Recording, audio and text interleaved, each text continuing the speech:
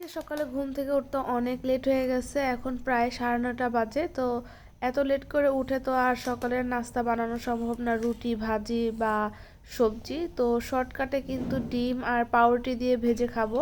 তো আমার হাজব্যান্ড আবার দোকানে চলে যাবে, তো তার জন্য তাড়াহুড়া করতেছি। আসলে আমার যেহেতু ছোট বাবু আছে, রাত্রে একটু জ্বালায়, তো সকালে ঘুম থেকে উঠতে দেরি হয়ে যায়। আমার প্রতিদিন কিন্তু আর ঘুম থেকে উঠতে দেরি হয় না, মাঝে মধ্যে একটু লেট হয়ে যায় ঘুম থেকে উঠতে।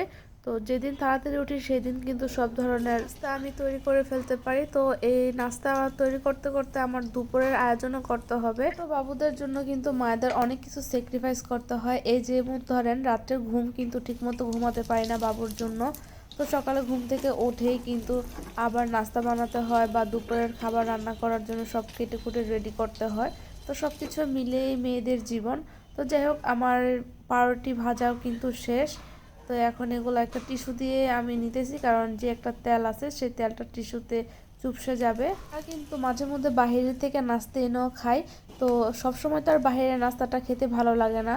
বাসায় যদি এক গ্লাস পানি বা একটা ডিম খাই সেটাও শান্তি লাগে অনেক বেশি। মাঝে মধ্যে সকালবেলা ঘুম থেকে উঠে জাস্ট একটা করে ডিম সিদ্ধ খেয়েও কিন্তু আমরা সকালে নাস্তাটা কভার করি। এর সাথে আমি রং চা বসাবো, কারণ রং চাটা এখন প্রতিদিন সকালে বা বিকেলে আমার খাওয়ার একটা হ্যাবিট হয়ে গেছে। এর মধ্যে কিন্তু রং চাটা সবার ঘরেই খাওয়া হয়, তো একটা অভ্যাসে পরিণত হয়ে গেছে। তো এরপর আমি আদা দিয়ে দিতেছি, যেহেতু ঠান্ডা লাগছে আর চায়ের মধ্যে আদা দিয়ে খেলে অনেক বেশি ভালো লাগে। তো আমি অনেক অল্প লিগার দিয়ে চা বানাই, যে লিগার আমি একেবারে কম দিয়ে খাই। তো আমার চাটাও হয়ে গেছে। পার্সোনালি আমি কিন্তু দুধ চাটা বেশি পছন্দ করি রং চা থেকে। তো যেহেতু আমার হাজবেন্ড খাবে, আমার হাজবেন্ড আবার রং চাটা পছন্দ করে, তো সবকিছু মিলিয়ে আজকে রং চা বানালাম সাথে।